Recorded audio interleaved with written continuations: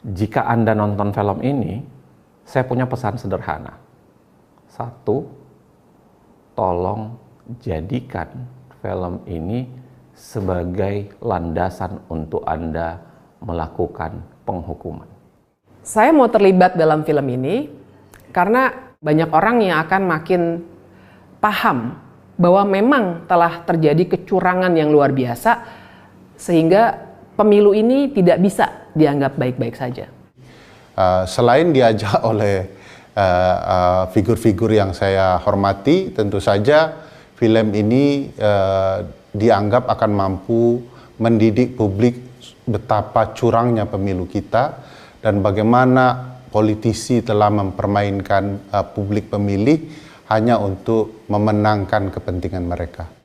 Kecurangan ini jangan didiamkan atas nama kelancaran pemilu. Film ini adalah monumen, tagihan, monumen yang akan kita ingat bahwa kita punya peranan besar melahirkan orang yang bernama Jokowi.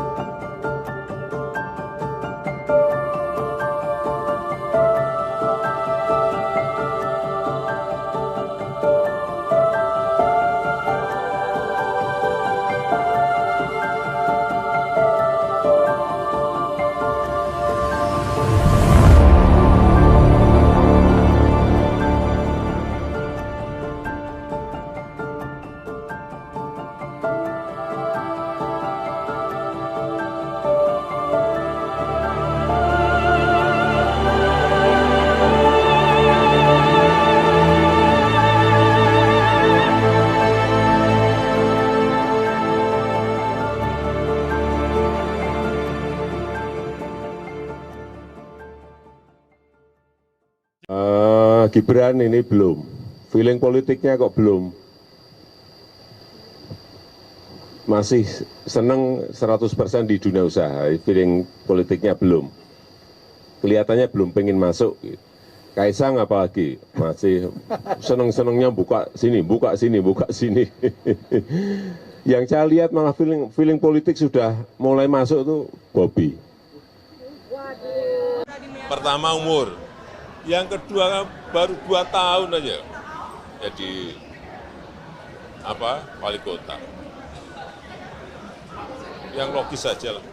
Kami Prabowo Subianto dan Gibran Rakabuming Raka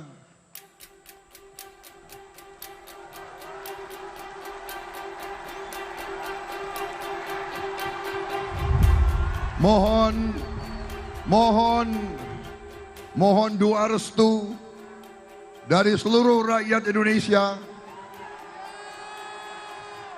mengucapkan terima kasih kepada pendukung-pendukung dan pengusung-pengusung kami semuanya. Dan saya ingin di sini menyampaikan, tenang saja Pak, saya sudah ada di sini. Ya, orang tua itu hanya tugasnya mendoakan dan merestui. Jangan terlalu mencampuri urusan yang sudah diputuskan. Bapak setuju nggak kalau Gibran maju? Anak-anak kita. Yang paling penting, presiden itu boleh loh kampanye. Presiden itu boleh loh memihak.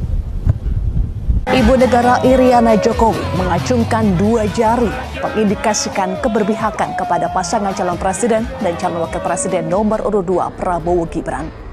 Tahu dalamnya partai seperti apa saya tahu. Partai-partai seperti apa saya tahu. Ingin mereka menuju kemana saya juga ngerti. Informasi yang saya terima komplit. Dari intelijen saya ada. BIN. Dari intelijen di Polri ada. BIK. Dari intelijen di TNI saya punya BAIS. Dan informasi-informasi di luar itu. Angka, data, survei, semuanya ada. saya pegang semua, dan itu hanya miliknya Presiden.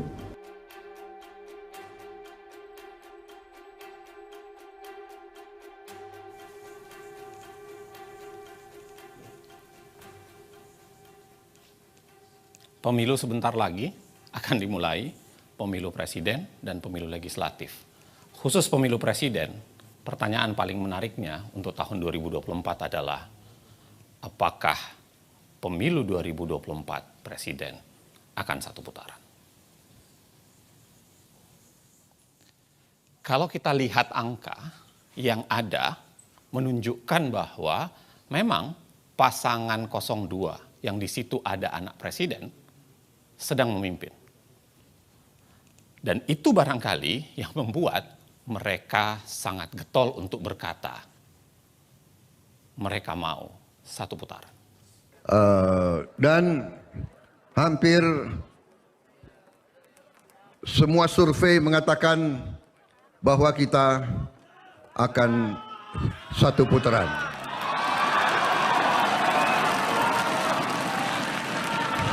Saudara-saudara, hampir semua survei mengatakan kita sudah satu putaran.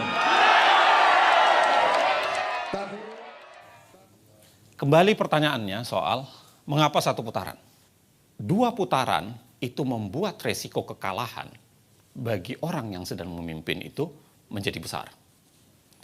Sebenarnya, secara ilmu politik dan hukum ketatanegaraan, kita bisa bicara bahwa pertarungan pemilu itu seringkali melahirkan dikotomi antara pro status quo dan pro perubahan. Antara orang yang jualannya adalah melanjutkan yang terdahulu dengan orang yang jualannya adalah ingin melakukan perubahan atau perbaikan secara mendasar. Dikotomi ini bukan khas Indonesia. Bisa terjadi di berbagai belahan negara, bahkan dalam tingkat yang lebih lokal, pernah terjadi dalam konteks Pilkada DKI Jakarta. Kalau Anda lihat Pilkada DKI Jakarta, menurut data survei, secara konstan sebenarnya pasangan Ahok dan Jarot yang kita ketahui didukung juga oleh Presiden Jokowi kala itu, senantiasa secara konstan memenangkan posisi paling atas dari semua survei.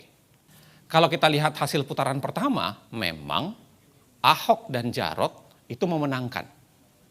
Memimpin paling atas, diikuti oleh Anies dan Sandiaga, serta kemudian Agus dan Silviana. Tetapi yang terjadi adalah putaran kedua, keadaan tersebut berbalik. Mengapa berbalik? Karena bersatunya kekuatan pengkritik atau bersatunya kekuatan yang melawan orang yang paling teratas itu, Anies dan AHY seakan-akan memiliki angka penjumlahan antara jumlah suara Anies dan AHY pada saat itu. Itu sebabnya kemudian pasangan lagi-lagi yang didukung oleh Presiden Jokowi, yaitu Ahok dan Jarot, harus kalah. Ada lagi yang harus Anda ingat bahwa ada yang namanya gerakan 4 jari. Gerakan 4 jari itu seakan-akan menjadi tawaran.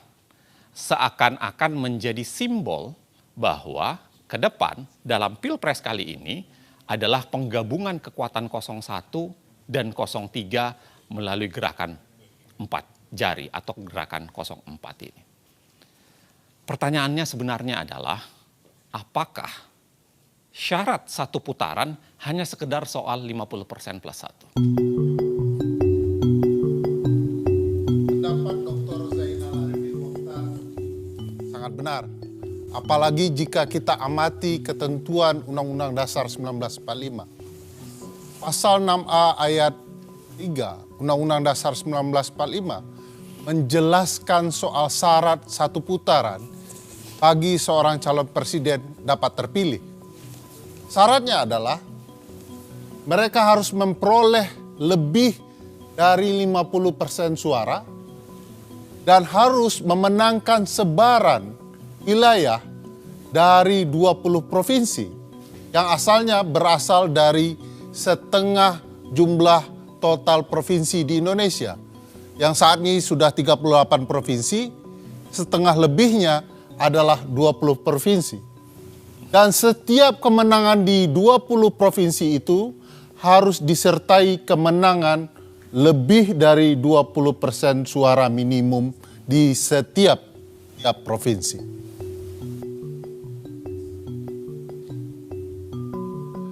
Jika kita amati, kemenangan satu putaran yang pernah terjadi dalam sejarah pemilu kita pasca reformasi, di mana pemilu presiden 2009 memperlihatkan kemenangan Presiden Susilo Bambang Yudhoyono. Kita bisa melihat dari peta ini. Warna biru ini menggambarkan kemenangan presiden dan di mana saja wilayahnya. Bayangkan luasnya. Jadi tidak mudah bagi seorang calon presiden memenangkan 50% suara dalam satu putaran pemilu. 50% suara bukan faktor tunggal. Jika kita simak betapa pentingnya soal sebaran wilayah dibandingkan sebaran suara, kita bisa melihat Pulau Jawa.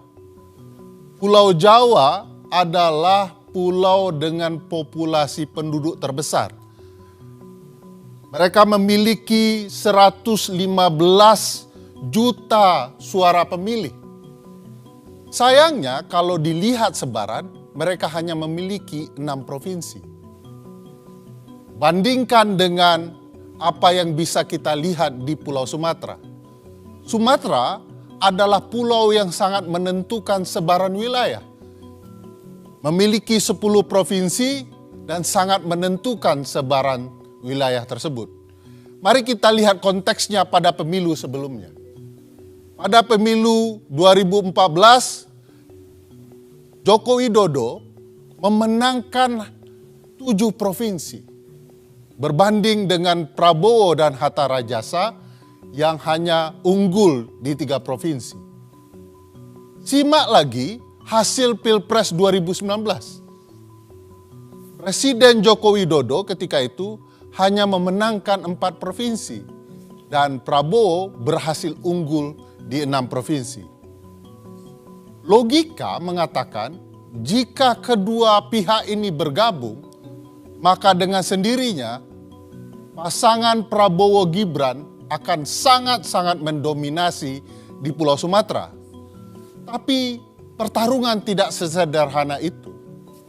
Hasil survei menunjukkan, hasil survei terkini yang dilakukan oleh CSIS, kalau kita baca hasil survei ini, maka pasangan Prabowo Gibran hanya mendominasi di sepertiga wilayah Provinsi Sumatera. Ini memang tidak sederhana bahwa sebaran suara, sebaran wilayah penting akan bisa kita baca dari sebaran wilayah yang muncul kemudian yang menguntungkan pasangan Prabowo Gibran, yaitu sebaran wilayah di Pulau Papua. Pulau Papua sebelumnya hanya memiliki 2 provinsi. Saat ini mereka telah memiliki 4 provinsi baru, totalnya 6 provinsi, dan 4 provinsi baru ini langsung ikut pemilu 2024. Berbeda dengan Kaltara, kita bisa lihat pengalaman Provinsi Baru Kalimantan Utara yang didirikan tahun 2013, tapi mereka tidak bisa ikut serta-merta pada pemilu 2014. Mereka harus menunggu 6 tahun untuk bisa ikut pemilu 2019. Cukup panjang bagi Kaltara untuk bisa ikut pemilu. Itu sebabnya apa yang terjadi di Pulau Papua menjadi sangat penting untuk membicarakan sebaran wilayah. Jika kita simak hasil Pilpres sebelumnya, 2014 dan 2019, Jokowi betul-betul unggul di Papua. Tak pernah kalah satu kali pun dalam kontestasinya. Ketika itu, saat Jokowi menang Pilpres di Papua, Jenderal Tito Karnavian kebetulan menjadi Kapolda Papua. Lalu pada pemilu saat ini kebetulan sekali kalau Jenderal Tito juga merupakan Menteri Dalam Negerinya. Nah, sebaran wilayah tentu saja sangat-sangat menentukan. Saya ingin mengambil contoh kasus pemilu Presiden Amerika di tahun 2016. Semua orang tahu bahwa dalam pemilu itu Hillary Clinton memenangkan suara terbanyak, popular vote. Bisa dilihat di peta, sebarannya tidak terlalu banyak, tidak juga menumpuk. Ini menggambarkan kemenangan Hillary di suara terbanyak. Tetapi Hillary tentu saja tidak menang di jumlah sebaran. Bandingkan dengan kemenangan sebaran wilayah yang didapat oleh Donald Trump.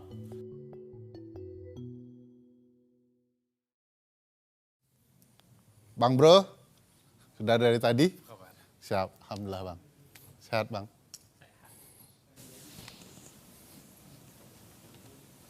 Bagus sekali Jasmine.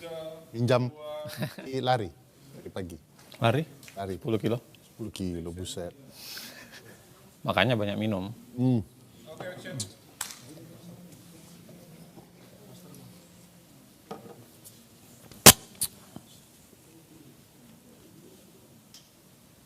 Tadi kita bicara soal betapa pentingnya sebaran wilayah. Sekarang kita mau bicara soal siapa penguasa di wilayah tersebut.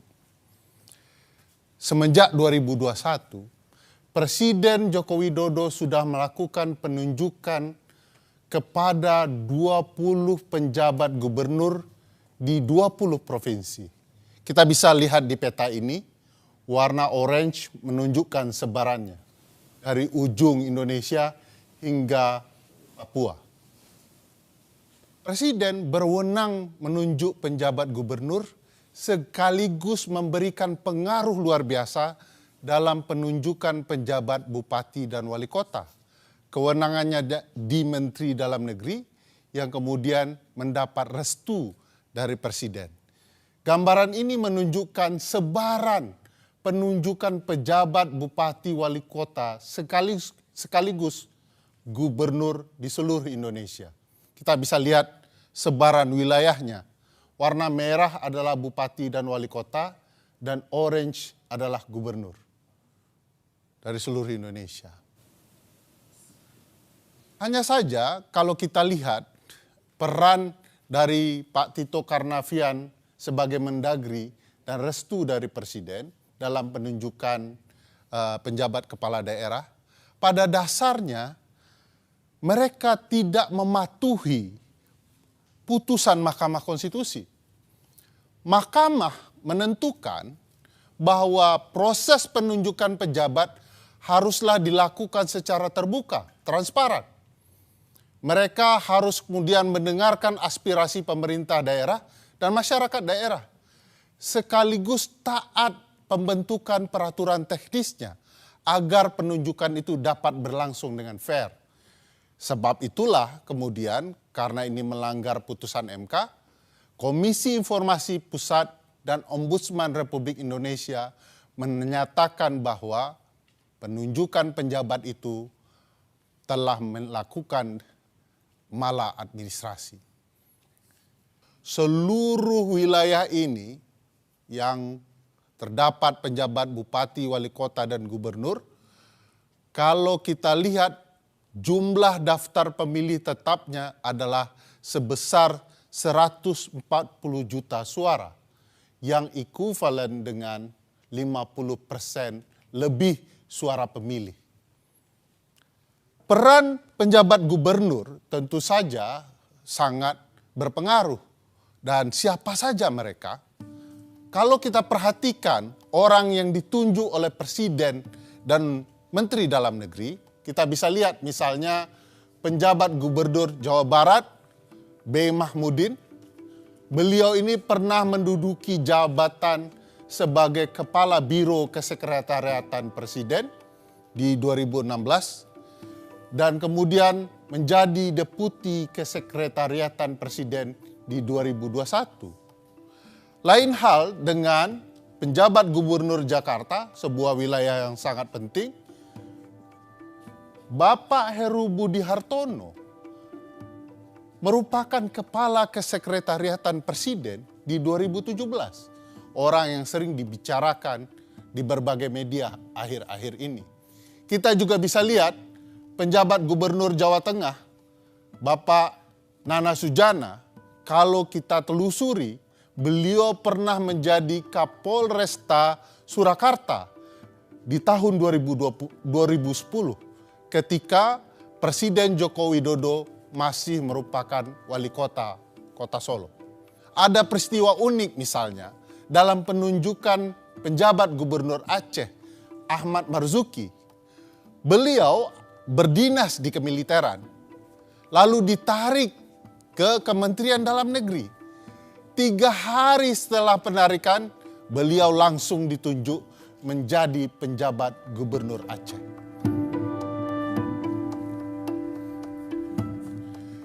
Berbagai hal bisa kita lihat antara relasi penunjukan dan berbagai peristiwa ketidaknetralan penjabat gubernur atau pejabat lain di dalam pemilu. Saya mau ambil contoh kasus PJ Gubernur di Kalimantan Barat. Tapi jangan lupa pilih presiden yang memihak kepada pembangunan IKN. Ya, kalau IKN dibangun, pasti Kalimantan Barat ini maju. Ya, saya sudah menerima perencanaan IKN itu. Kalbar ini nanti maju. Sudah ada ring road yang saya lihat. Kalau presidennya jadi, ring road kita sehingga kita tidak macet. Dan banyak lagi yang dibangun untuk Kalbar, untuk mendukung ibu kota negara Nusantara.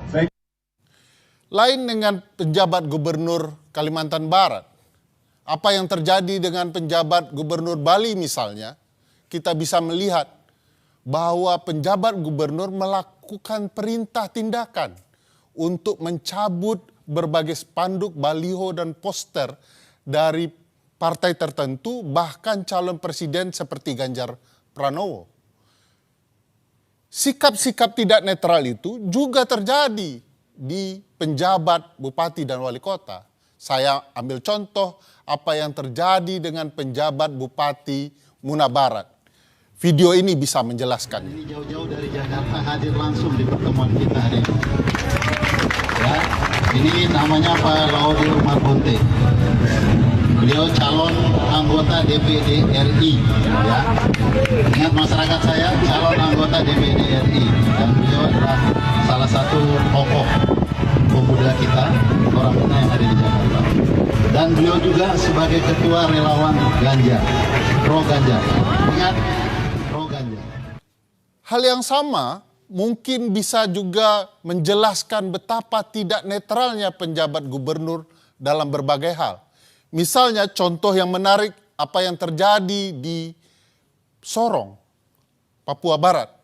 Penjabat Bupati Sorong, Yan Piet Moso, menandatangani fakta integritas dengan Kepala Badan Intelijen Daerah. Kesepakatan dalam fakta itu adalah bagaimana dia harus memenangkan calon Presiden Ganjar Pranowo sebesar 60%. Angka yang tidak main-main. Sebenarnya begini, sebenarnya kenapa wewenang kepala daerah itu potensial? Karena lagi-lagi penyalahgunaan terhadap wewenang kepala daerah, khususnya yang PJ itu menjadi sangat mungkin menjadi faktor untuk memenangkan pemilu, khususnya untuk sebaran wilayah. Kalau kita lihat sebenarnya apa saja sih wewenang kepala daerah yang potensial disalahgunakan itu? Yang pertama dan yang paling penting tentu saja adalah soal mobilisasi birokrasi. Yang kedua, bicara soal izin lokasi kampanye, karena kemudian sangat mungkin dipikirkan mana yang boleh berkampanye dan tidak. Dan yang ketiga adalah khususnya memberikan sanksi atau membiarkan kepala daerah yang tidak netral itu tetap menjabat. Kepala desa maksudnya. Kita bisa lihat bagaimana Bobi sebagai seorang kepala daerah di Medan itu menunjukkan sikap yang sebenarnya tidak netral. Dan kemudian sangat mungkin diterjemahkan itu adalah bagian dari upaya memobilisasi birokrasi. Pada saat yang sama, kita juga kita bisa lihat problem dari izin lokasi. Dari potongan ini terlihat ada 6 kampanye Anies yang izinnya mendadak dicabut oleh Pemda. Ribuan kepala desa memadati arena GBK pada Minggu 19 November 2023. Dilansir dari tribunnews.com, ribuan kepala desa tersebut akan mendeklarasikan dukungan kepada pasangan Prabowo Gibran. Masa yang hadir di GBK tergabung dalam organisasi Desa Bersatu. Bapak Prabowo dan Mas Gibran yang sedikit mau merespon. Buat kami tidak terlalu peduli dengan janji-janji calon presiden. Kami lebih peduli pada siapa yang mau peduli dengan desa. Jadi gitu kira-kira teman-teman, saya ucapkan banyak terima kasih. Kita akan lihat nanti apa yang akan disampaikan Mas Gibran. Mudah-mudahan Bapak Prabowo juga hadir, dan saya lihat bapak-bapak petinggi-petinggi kita juga banyak yang hadir nih. Nanti mereka memberikan tanggapan. Saya pikir demikian teman-teman semua.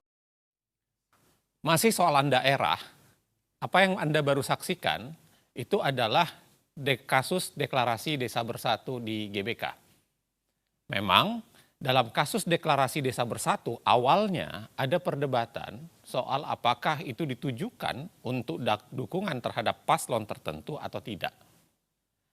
Tetapi pada dasarnya kalau kita lihat mengapa deklarasi Desa Bersatu itu menjadi sangat seksi di mata publik, sebenarnya karena magnitudenya tidak sederhana. Walaupun hanya ada 8 asosiasi desa di situ, tetapi kalau kita jumlah 8 asosiasi desa itu pada dasarnya itu meliputi sekitar 81 juta suara dari jumlah DPT yang ada di Republik ini. Artinya kurang lebih adalah 1/3 dari jumlah DPT yang ada. Nilai dan menetapkan telah terjadi dugaan pelanggaran terhadap pelaksanaan kegiatan tersebut. Upaya tersebut direncanakan untuk deklarasi terhadap salah satu pasangan calon presiden dan wakil presiden. Akan tetapi mendekati hari H, berdasarkan pertimbangan dan koordinasi, acara tersebut dikembalikan pada konsep semula, yaitu silaturahmi nasional, sehingga tidak ada acara deklarasi. Walaupun pada pelaksanaannya masih saja terdapat di antaranya nemtek dan narasi dari MC yang bersifat deklarasi atau keberpihakan. Lagi-lagi, desa adalah wilayah pertarungan. Tetapi kemudian apa yang dinyatakan oleh Bawaslu sebenarnya sudah mengklarifikasi pada dasarnya bahwa apa yang dilakukan di kasus deklarasi Desa Bersatu itu adalah sebuah pelanggaran. Nah, menjadi menarik, apa sebenarnya wewenang kepala desa yang potensial disalahgunakan terkait dengan pemilu sehingga magnitud 81 juta tadi itu paling tidak dari 8 asosiasi desa itu menjadi penting untuk dikuasai. Setidaknya ada 4. Ada 4 wewenang kepala desa yang sangat potensial disalahgunakan terkait pemilu. Mulai dari 1 data pemilih, karena berkaitan dengan data pemilih. Yang kedua berkaitan dengan penggunaan dana desa. Kita ketahui dana desa jumlahnya menjadi belakangan ini. Yang ketiga berkaitan dengan data penerimaan Bansos, PKH, BLT, khususnya siapa yang berhak menerima Bansos, PKH, BLT, dan lain-lain sebagainya. Dan yang terakhir adalah wewenang terhadap alokasi Bansos dan lain-lain tersebut. Anda mungkin bisa saksikan, Anda mungkin bisa intip dari video di mana terjadi demo besar-besaran kepala desa yang menuntut janji-janji yang sudah diberikan kepada mereka selama ini harus segera diberikan. Bahkan kita lihat video tersebut adalah ikut menghancurkan fasilitas ya, beberapa wilayah di DPR, khususnya pagar DPR kala itu. Abdesi menggelar demo menuntut revisi Undang-Undang Desa Nomor 6 Tahun 2014. Ada 4 tuntutan yang disampaikan, yakni masa jabatan kepala desa, kenaikan anggaran dana desa menjadi 5 miliar rupiah, status perangkat desa dan desa sebagai otoritas. Mengapa kepala desa selalu menjadi subjek dan objek politisasi?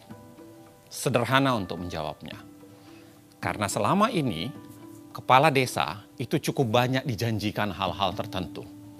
Kita ingat Jokowi sendiri, Presiden Jokowi pernah menjanjikan 3 periode untuk masa jabatan para kepala desa ini. Bahkan kalau kita lihat dalam konteks sebelumnya, SBY pun pernah menjanjikan pengangkatan sekretaris desa menjadi ASN secara bertahap dari tahun 2007 sampai menjelang pemilu 2009. Selain itu, kalau kita lihat dari data ini menunjukkan bahwa kasus-kasus penyelewengan dana desa itu sangat mungkin dikonversi menjadi alat tukar dukungan politik. Kalau Anda lihat, bayangkan dari begitu banyak sektor tindak pidana korupsi di sepanjang tahun 2022, terbesar itu adalah APBD desa, anggaran pendapatan dan belanja desa. Dan itu sangat mungkin dikonversi lagi-lagi, sangat mungkin menjadi bagian upaya untuk menekan dan dijadikan upaya untuk dukungan politik dengan imbalan tidak melanjutkan proses bermasalah dari kepala desa tersebut. Hal lainnya, Anda bisa lihat barangkali kami merekam kesaksian kepala desa yang mengaku diminta untuk memenangkan pasangan calon tertentu oleh pihak yang berbeda. Juga terkait dengan penyaluran bansos dana desa, dan ini sebenarnya menjadi gambaran betapa pemerintahan desa itu sering ditekan. Jadi ada 2 tekanan sebenarnya, ada dari 02 juga ada dari 03. Kalau yang dari 03 itu arahan langsung dari bupati untuk memenangkan, dan targetnya adalah satu desa itu minimal 50% plus 1 kemenangan untuk paslon 03. Itu melalui camat menghubungi paguyuban kepala desa. Yang dimenangkan itu mulai dari capres, dan juga ada target dari caleg. Kalau yang dari 02 itu tiba-tiba 1 minggu sebelumnya kepala desa dikumpulkan untuk membentuk teknis penyaluran bantuan beras. Itu sangat tiba-tiba dan datanya itu entah dari mana, itu tidak sesuai dengan data kemiskinan desa. Akhirnya juga menjadi polemik di desa.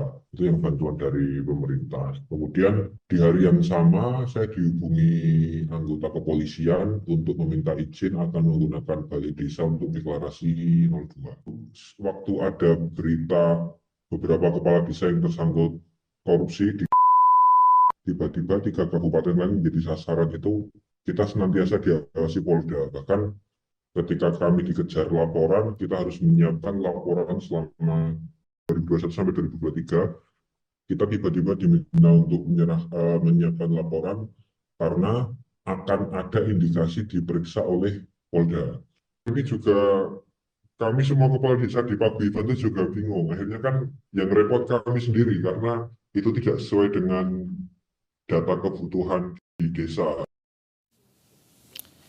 Ya, memang kasihan mereka. Kepala desa itu dengan tidak ada pengawasan di daerah, mereka seringkali ya menjadi permainan, dan dalam pertarungan gajah kan memang seringkali rumput yang terinjak-injak kan, dan mereka yang terinjak-injak seringkali. Gitu. Korbannya lah ya. Iya.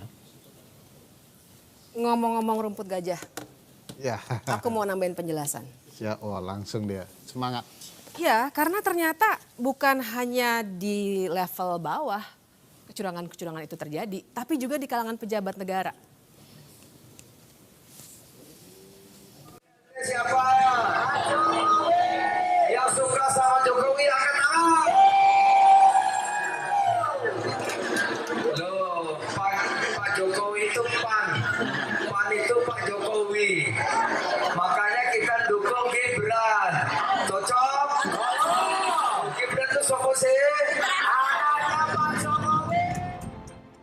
Ucapan terima kasih Pak Jokowi atas pembagian bansos berupa beras seberat 10 kg yang dilakukan Menko Bidang Perekonomian Airlangga Hartarto. Pembagian bansos kepada warga Mandalika di Lombok, Nusa Tenggara Barat tersebut dilakukan pada 14 Januari lalu. Jadi tolong Ibu bicara terima kasih Pak Jokowi, tolong direkam. Bisa? 1, 2, 3. Hari-hari ini kita memang seringkali melihat begitu banyak bansos atau bantuan sosial dibagi-bagikan. Kita bisa lihat di sini statistiknya mulai 2014 sampai 2024 supaya kita bisa melihat tahun demi tahun dan Anda juga bisa melihat bagaimana di setiap pemilu yang warnanya abu-abu dia akan mendadak melonjak naik dibandingkan tahun-tahun lainnya. Kecuali tentu saja pada 2020 sampai 2022 di mana kita mengalami pandemi COVID-19. Tapi bahkan kalau dibandingkan dengan itu pun tetap pemilu 2024 ini ternyata menunjukkan angka yang sangat tinggi, hampir mencapai 500 triliun. Kalau kita lihat bagaimana sebaran dan kecepatan pemberian bansos atau bantuan sosial, memang kita akan melihat bagaimana pemberian bansos ini biasanya meroket, whoosh, ketika terjadi pemilu. 2008 santai, kemudian 2009 terjadi kenaikan, 2013 menjelang 2014 mulai rapat, kemudian 2019 kelihatan kerapatannya, kita semua bisa melihat di sini, sampai dengan pemilu 2024. Begitu rapat dan begitu banyak. Di sini tiba-tiba keluar berbagai macam bantuan sosial yang diberikan oleh pemerintah. Bahkan kita bisa lihat bagaimana baru bulan Januari kita sudah menghabiskan 78,06 triliun untuk bantuan sosial. Di sini kita juga bisa melihat beberapa detail bantuan sosial itu. Kita bisa lihat ya angkanya di atas. Dari 496,8 triliun menjadi 508 triliun. 508 triliun ini sebagiannya memang belum dialokasikan, tapi sudah direncanakan untuk dialokasikan sampai dengan 2024 ini. Kita lihat detailnya misalnya bansos sembako yang mencapai 18,8 juta kepala keluarga. Kemudian kita juga bisa melihat yang angkanya besar dan beberapa kali dibicarakan, yaitu beras 10 kg per kepala keluarga yang mengcover 22 juta kepala keluarga. Yang juga angkanya signifikan dan banyak dibincangkan adalah bantuan langsung tunai. 18 juta kepala keluarga akan mendapatkannya. Di sini kita lagi-lagi bisa melihat bagaimana bantuan sosial ini meroket menjelang pemilu, ya, dan kita bisa melihat bagaimana kemudian bansos ini dipergunakan secara berlebih-lebihan dan melebihi apa yang dilakukan pada saat pandemi COVID-19. Tidak hanya bantuan sosial, pemerintah juga mengeluarkan kebijakan populis lainnya. Misalnya gaji PNS, TNI dan Polri termasuk PPPK yang naik 8% pada 2024. Selain itu juga ada kenaikan gaji pensiunan PNS yang naik 12% di 2024. Kita jadi bisa bertanya-tanya apakah memang itu upaya-upaya itu adalah cara untuk menaikkan kesejahteraan atau memang hanya populisme belaka? Karena ternyata kenaikan upah buruh hanya naik 3,2 sampai 4,4%. Kita mesti ingat bahwa bantuan sosial itu kita harus klarifikasi di sini. Bukannya bantuan sosial harus dihentikan atas nama pemilu, tapi kita harus kembalikan bahwa bantuan sosial atau bansos bukan bantuan politik dan pejabat.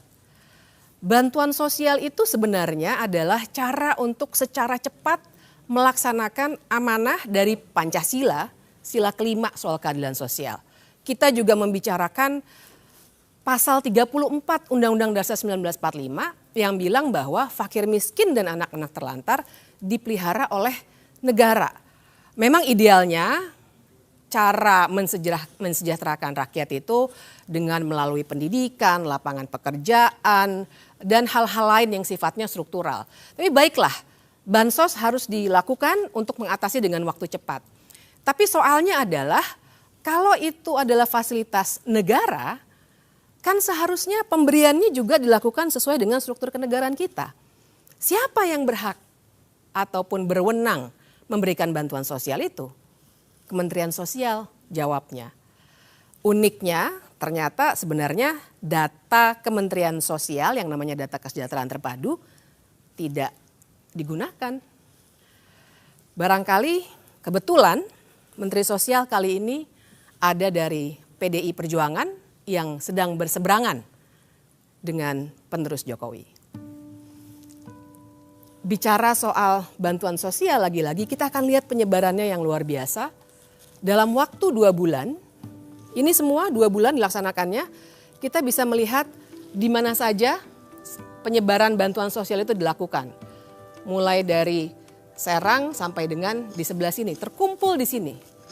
Apabila kita bandingkan dengan suara yang didapatkan oleh Presiden Jokowi pada pemilihan presiden 2019, kita akan bisa melihat himpitannya. Jadi di sini kita bisa melihat dengan jelas apa yang sebenarnya terjadi antara bantuan sosial yang harusnya fasilitas pemerintah yang kemudian digunakan dalam konteks elektoral seperti ini. Ada satu pemberitaan yang sangat menarik menurut saya karena menggambarkan apa yang dari tadi kita bicarakan. Kita bisa melihat dalam berita ini adalah soal bansos. Kita bisa melihat aparat, gubernur yang tadi juga dibicarakan, dan ajakan memilih capres yang melanjutkan Jokowi. Pertanyaan berikutnya adalah mengapa? Mengapa bansos juga dijadikan alat berpolitik dan lain sebagainya? Ada satu konsep dalam ilmu politik yang bisa kita gunakan yang namanya gentong babi atau pork barrel politics. Pork barrel. Jadi memang istilah ini mengacu pada masa perbudakan di Amerika Serikat yang gambarannya seburuk perbudakan itu sendiri. Jadi bayangkan pada saat itu para budak harus berebutan mengambil daging babi yang diawetkan di dalam gentong. Mereka berebutan dan akhirnya muncul istilah bahwa ada orang-orang yang akan berebutan suatu jatah resmi untuk kenyamanan dirinya. Itu asal muasal istilah gentong babi. Jadi yang kita bicarakan di sini adalah cara berpolitik yang menggunakan uang negara untuk digelontorkan ke daerah-daerah pemilihan oleh para politisi agar dirinya bisa dipilih kembali. Tapi tentu saja kali ini Jokowi tidak sedang meminta orang untuk memilih dirinya, melainkan penerusnya. Oke. Menarik. Haus gara-gara gentong babi. Ambilin ya. Tadi yang lo omongin, Bib, itu aneh ya. Gentong babi, tapi kan yang nawar-nawarin itu pada para menteri ya. Kan ada tadi Erlangga sama itu dia. Zulhas. Persis. Jadi emang ada menteri-menteri. Coba ya, aku jelasin lebih lanjut ya. Kita mulainya dari gambar menteri-menteri ini. Karena memang kalau kita perhatikan, kenapa misalnya gentong babi itu bisa muncul? Karena sebenarnya kan gentong babi artinya dia resmi tuh. Kenapa dia bisa digunakan secara resmi? Karena dari menteri-menteri ini, termasuk yang tadi videonya sudah kita lihat, ternyata memang ada menteri-menteri yang berkampanye. Kita akan lihat 3 kategori. Kategori pertama adalah tentu saja menteri-menteri yang memang mencalonkan diri sebagai capres ataupun cawapres. Prabowo Subianto, Menteri Pertahanan, kemudian Mahfud MD, Menteri Koordinator Politik Hukum dan HAM. Apakah mereka boleh berkampanye? Tentu saja boleh, karena mereka memang sedang berkompetisi. Tapi syaratnya sebenarnya sangat ketat. Syarat pertama jelas mereka harus cuti. Dan ini yang kita tidak pernah dapatkan informasinya sampai sekarang. Dan syarat yang kedua adalah mereka tidak boleh menggunakan fasilitas negara. Sama sekali tidak boleh. Kita lihat kenyataannya seperti apa. Karena ternyata misalnya ada berita ini, di mana ternyata ada fasilitas negara yang dipergunakan untuk berkampanye. Atau bisa juga kita lihat misalnya bagaimana lagi-lagi fasilitas negara berupa pesawat dari TNI Angkatan Udara dipergunakan untuk berkampanye. Kita lihat di sini beberapa hashtag yang juga memperlihatkan bahwa ini adalah aktivitas kampanye, bukan aktivitas kementerian. Satu lagi, misalnya ini yang juga membuat heboh waktu itu ketika akun X Kementerian Pertahanan resmi memberikan tanda pagar yang sebenarnya tujuannya adalah kampanye. Dan waktu itu sebenarnya beberapa kawan masyarakat sipil melaporkan penggunaan fasilitas negara ini, namun ternyata tidak bisa dilanjutkan. Kategori kedua sudah mulai ditampakkan juga di sini. Kategori kedua adalah para menteri yang masuk dalam tim kampanye. Ada beberapa nama yang terlihat, 4 dan 3 di sini. Pertanyaannya adalah apakah mereka boleh berkampanye? Sebagai tim kampanye tentu saja, itulah gunanya mereka masuk dalam tim. Tapi sekali lagi syaratnya juga ketat. Pertama, kita harus melihat apakah mereka cuti di luar tanggungan atau tidak. Dan yang kedua, lagi-lagi tidak boleh menggunakan fasilitas negara. Sekarang kita lihat bagaimana Wakil Menteri Agraria dengan jelas memperlihatkan dukungannya. Bahkan yang paling bisa kita tekankan adalah ketika itu ia sedang membagikan sertifikat kepada warga yang merupakan bagian dari wewenangnya sebagai wakil menteri. Tapi ternyata yang disapa adalah salah satu paslon. Kita juga bisa lihat kalau soal maghrib video ini. Baca Al-Fatihah waladolin. Ada yang diam sekarang, Pak. Ada yang diam sekarang. Saking cintanya sama Pak Prabowo itu. Ya kan? Itu kalau tahiyatul akhir Pak Yai kan gini Pak Yai. Tahiyatul akhir kan gini. Sekarang banyak gini Pak. Kayak gini. Ini sebenarnya tidak terlalu lucu ya, tapi yang kita harus perhatikan di sini backdropnya. Kementerian Perdagangan. Pertanyaannya pada saat itu, apakah dia sedang berada dalam kapasitasnya sebagai Menteri Perdagangan atau sebagai tim kampanye? Tidak pernah ada penjelasan, tapi video tadi sudah sangat menunjukkan kepada kita. Kita lihat yang berikutnya. Ini juga salah satu wakil menteri. Lagi-lagi kita perhatikan bagaimana ia sedang berkampanye. Pertanyaannya adalah apakah saat itu ia sedang cuti dari tugas-tugasnya sebagai wakil menteri. Kategori ketiga adalah menteri-menteri yang diduga melakukan kampanye terselubung.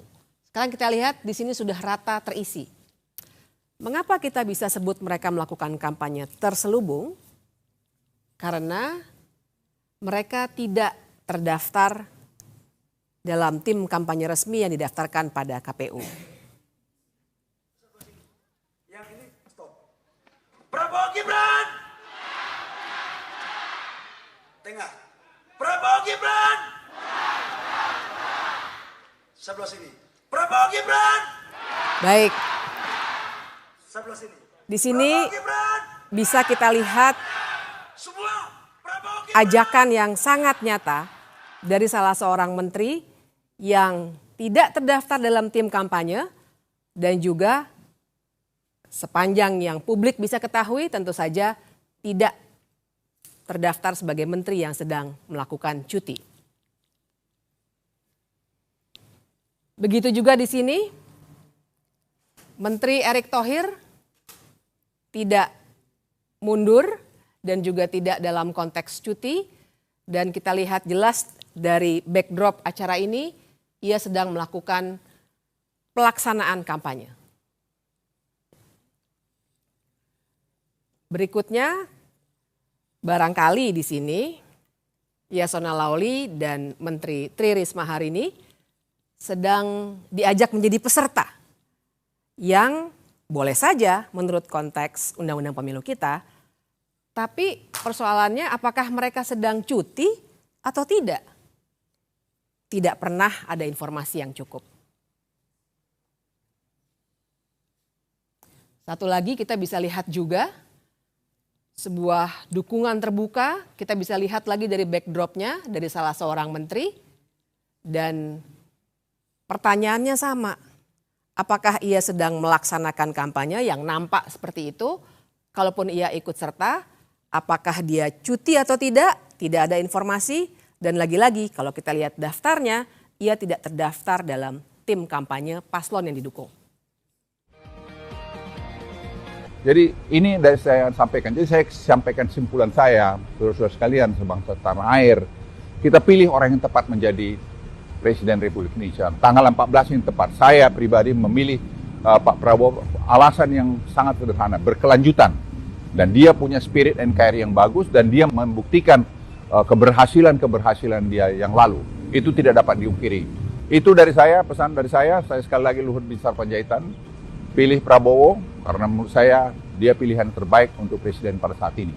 Dan itu akan membawa kemajuan ke Indonesia dan membawa keberlanjutan Indonesia. Dan terakhir, setelah tanggal 14 kita sudah coblos, kita damai lagi, guyup lagi. Jangan lagi datang dengan kata-kata yang tidak bagus. Kita harus berdamai. Karena nanti 5 tahun lagi ada pesta demokrasi. Mari kita berpesta demokrasi dengan baik, dengan santun, supaya Indonesia ini menjadi bagus. Tidak ada yang Begitu terangnya dukungan ini diberikan, sehingga kita bisa menduga ada kampanye terselubung yang tengah terjadi. Tapi bagaimana mereka bisa begitu berani melakukan kampanye itu? Bisa jadi karena presiden juga sebenarnya tidak netral. Pertanyaannya kan apakah presiden harus netral? Ya tentu harus. Dia harus netral dalam perilakunya. Dia boleh mendukung sebagai makhluk politik, tentu saja presiden makhluk politik. Dia pasti punya keberpihakan. Tapi silakan simpan saja keberpihakan itu di kepalanya sampai nanti dia mencoblos di TPS. Tapi berkampanye beda dengan netral. Kalau pertanyaannya kemudian apakah presiden boleh berkampanye?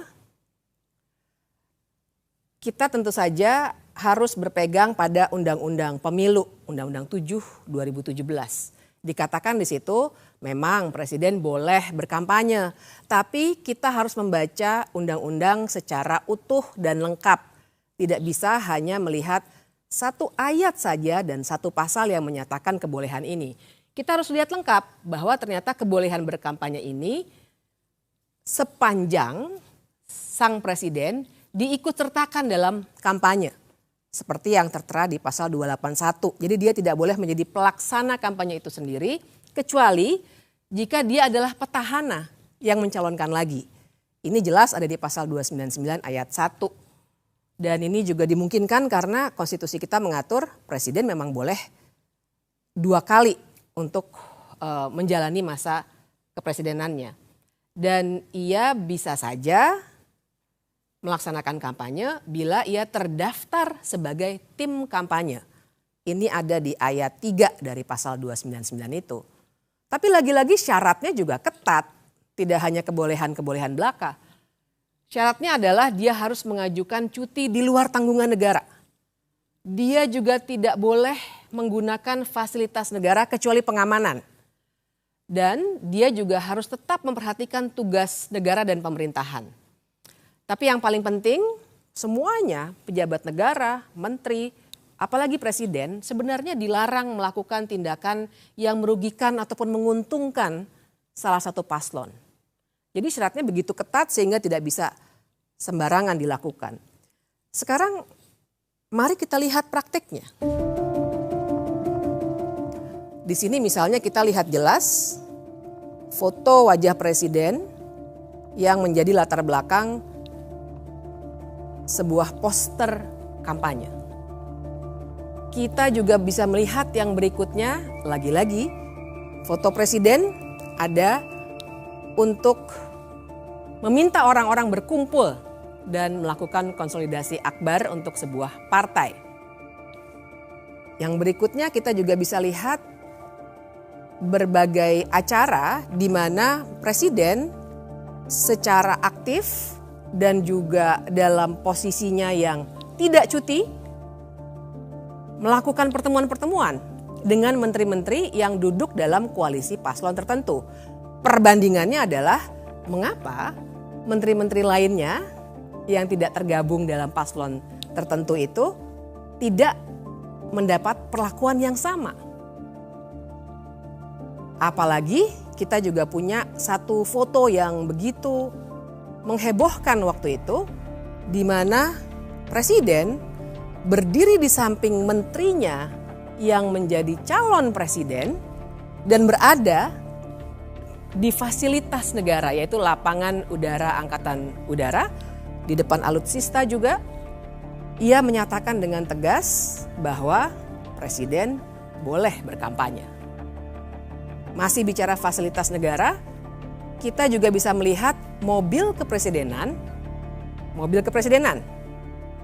digunakan untuk mengkancungkan tanda dukungan. Sekarang semua penyalahgunaan wewenang ini, siapa yang sebenarnya bisa menindak? Kita punya Bawaslu.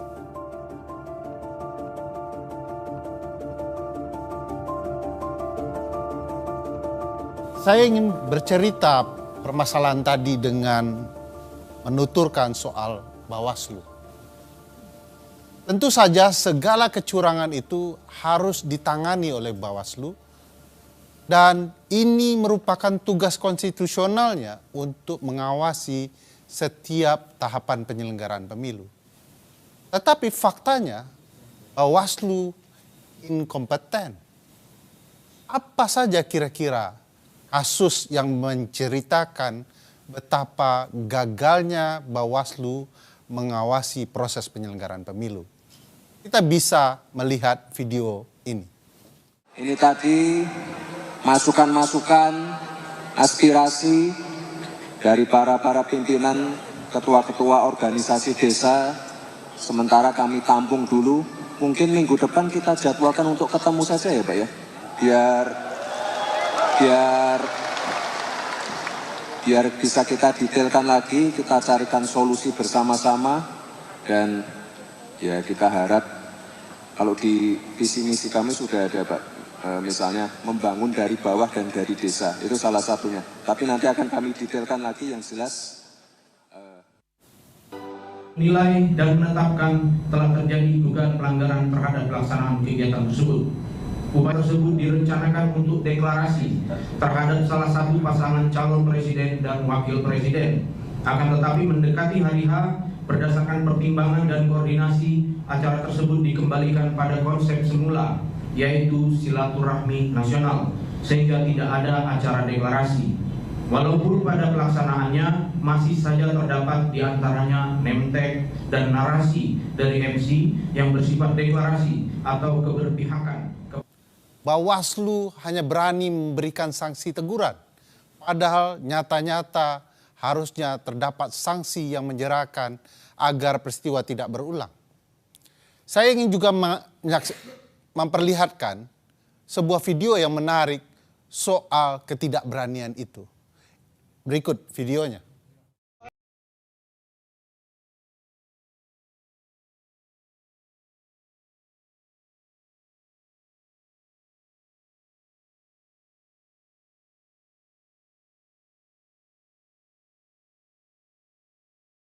Kasus ini menarik karena Bawaslu RI tidak berani menanganinya, menyerahkan penanganan dan prosesnya di Bawaslu DKI Jakarta.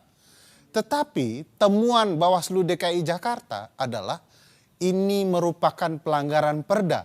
Dan sebagaimana kita ketahui, kalau terjadi pelanggaran terhadap peraturan daerah atau perda, maka yang menentukan pemberian sanksinya adalah pemerintahan daerah, dalam hal ini PJ Gubernur DKI Jakarta.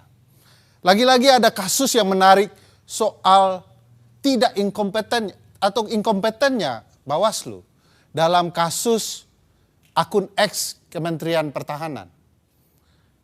Di akun ini terlihat bahwa jelas-jelas ada upaya kampanye terang-terangan di akun resmi, tanda contreng, tetapi kemudian kita bisa ketahui bahwa kasus ini tidak berlanjut karena menurut Bawaslu kurang materi. Padahal materinya sudah jelas ini pemanfaatan ruang atau kewenangan yang dimiliki oleh lembaga negara. Integritas Bawaslu yang dipertanyakan itu tentu berkaitan dengan bagaimana mereka diseleksi dan siapa yang kemudian menyeleksi mereka. Salah satu yang menjadi figur sentral adalah Ketua Pansel Dr. Juri Ardiantoro. Beliau adalah Pansel Bawaslu yang kemudian kita ketahui merupakan tim sukses Jokowi di Pilpres 2019. Dan bahkan kita juga mengetahui juri adalah saat ini menjadi anggota TKN 2024 yang mengusung pasangan Prabowo Gibran. Kalau kita simak lebih jauh, bahkan Juri Ardiantoro pernah menjadi anggota Kepala Staf Presiden, KSP. Dan kita mengetahui relasi ini mempertegas hubungan Juri dan Jokowi. Kita bisa lihat Juri merupakan komisioner KPU 2012-2017 di mana Presiden Jokowi terpilih dalam pemilu Presiden 2014. Dan di tengah waktu dia kemudian ditunjuk menjadi Ketua KPU 2016-2017. Saya punya pengalaman menarik soal proses seleksi itu. Sebagai salah satu anggota di sebuah WhatsApp grup teman-teman kepemiluan, beredar screenshot dan berbagai foto-foto yang kemudian membangun kecurigaan bahwa proses seleksi Bawaslu sudah ditentukan jauh hari sebelum kelolosannya. Dalam grup itu beredar screenshot foto-foto yang memperlihatkan nama-nama anggota Bawaslu yang lolos. Nama-nama itu disandingkan dengan nama-nama partai. Dan kita lihat bahwa nama-nama yang sama kemudian terpilih menjadi anggota Bawaslu di 4 hari kemudian. Apakah ini sebuah ketidaksengajaan? Memang perlu penelusuran lebih jauh. Tetapi ini menarik memperlihatkan bagaimana proses pemilihan mereka ternyata ada keraguan di mata publik. Mereka diragukan integritasnya, padahal semestinya sebagai penyelenggara pemilu mereka non-partisan. Disebut di dalam Undang-Undang Dasar mereka harus mandiri. Masalah yang terjadi di Bawaslu tidak sendirian. Sebagai penyelenggara pemilu, KPU juga memiliki masalah yang sama. Soal KPU saya ingin seseorang menjelaskan lebih jernih. Mungkin Dr. Uceng yang punya pengalaman soal ini bisa menuturkan.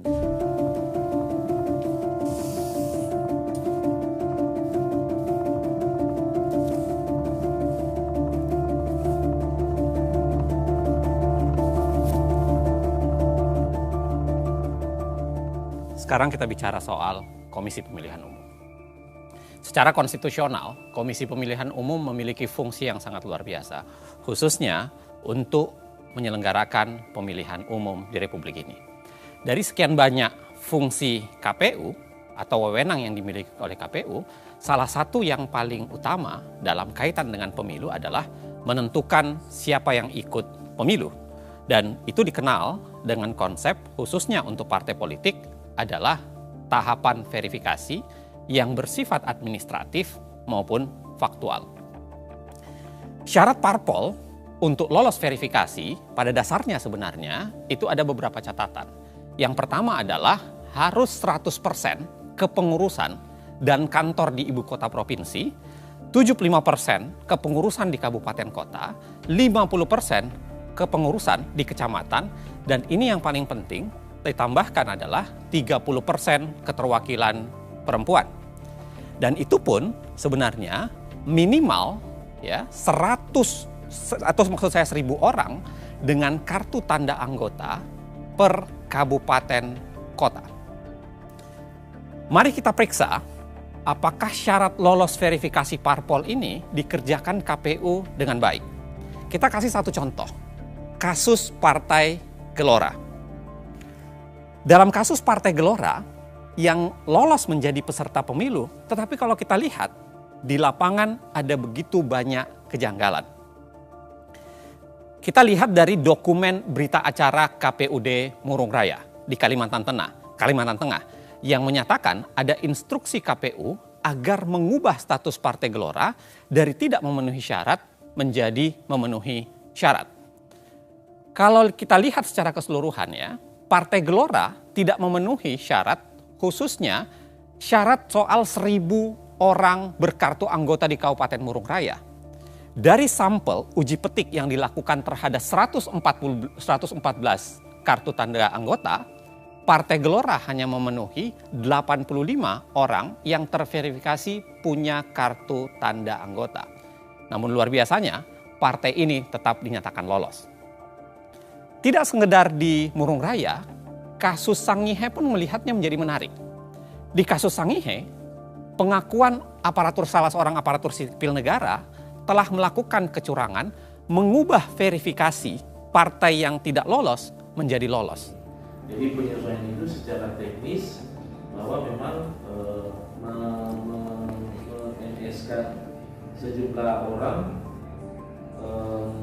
dan TNS, PNS untuk bisa mencapai syarat minimal di daerah masing-masing. Jika saya ulangi, pertanyaan mendasarnya adalah ada apa dengan Gelora? Kita harus ingat, Partai Gelora itu adalah partai yang didirikan oleh ex-PKS. Partai Keadilan Sejahtera. Sekarang Gelora itu berada di koalisi 02 yang di situ ada anak presiden dan PKS berada di koalisi 01. Artinya lolosnya Gelora memang berpotensi memecah suara pemilih PKS yang selama ini menjadi termasuk pemilih yang paling militan. Dalam teori hukum atau hukum tata negara ataupun ilmu politik, teori ini dikenal dengan teori shadow partai politik. Jadi teori shadowing pada dasarnya adalah parpol diciptakan adalah adanya parpol yang menjadi shadow atau bayangan untuk memecah suara partai dengan segmen pemilih yang sama di partai yang lain. Dan itu kira-kira bisa terjadi kalau kita lihat dalam konteks Partai Gelora dan konteks Partai PKS. Dalam contoh lain, kita bisa lihat juga dalam Partai Umat dan PAN. Kedua-duanya sebenarnya, Partai Umat dan PAN ini berebut suara Muhammadiyah. Kita juga tahu, Partai Amanat Nasional itu berada di koalisi 02 dan Partai Umat itu berada di koalisi 01. Nah, di sini kami punya rekaman bagaimana staf KPU diperintahkan untuk tidak meloloskan Partai Umat. Sedangkan arahan pimpinan supaya ini partai-partai ini aman kecuali satu tuh Partai U itu. Nah, kita tidak bisa menutup ke mata bahwa ini data-data mereka asal masuk saja. Benar, Bu. Yang penting dia bisa memenuhi 100% kemarin. Iya. Sedangkan kondisi di bawahnya seperti itu. Nah, saya sih sebenarnya kemarin sudah ngomong juga sama Pak Idam, Bapak, apakah kita bisa memberikan, memang secara ketentuan 124 sampai 126 itu mutatis mutandis, tapi melihat dari sisi waktu nggak mungkin kita lakukan itu. Nah, untuk itu hal yang pertama. Yang kedua, mengamankan apa yang pimpinan arahkan, terpaksa tadi yang seperti sampaikan ke Bapak itu, ya sudah harus MS saja. Contoh lain, barangkali kita bisa lihat di kasus verifikasi Partai Kebangkitan Nusantara, PKN, dan Partai Demokrat. Kita juga melihat gejala shadowing partai politik di sini. Anda harus ingat, PKN yang dibentuk oleh Anas Urbaningrum itu berhadapan dengan SBY. Ingatan kedua Anda harus Anda tujukan bahwa pada awalnya ketika verifikasi partai ini dilakukan, Demokrat masih banyak menjual ide-ide perubahan sehingga seakan-akan menjadi lawan dari status quo atau kemudian partai yang lebih banyak mendukung status quo saat ini. Sekarang memang Demokrat sudah di 02, tapi lagi-lagi pada saat ini terjadi, Demokrat masih berada di koalisi, seakan-akan berada di koalisi 01. Kan menurut ketua kan kalau sobat cuma karena mau karena etika menghubungi kita, kalau juga kok kita nggak ada kan nggak masalah. Kan ketua kan mau rubah data tuh. Yang penting sobat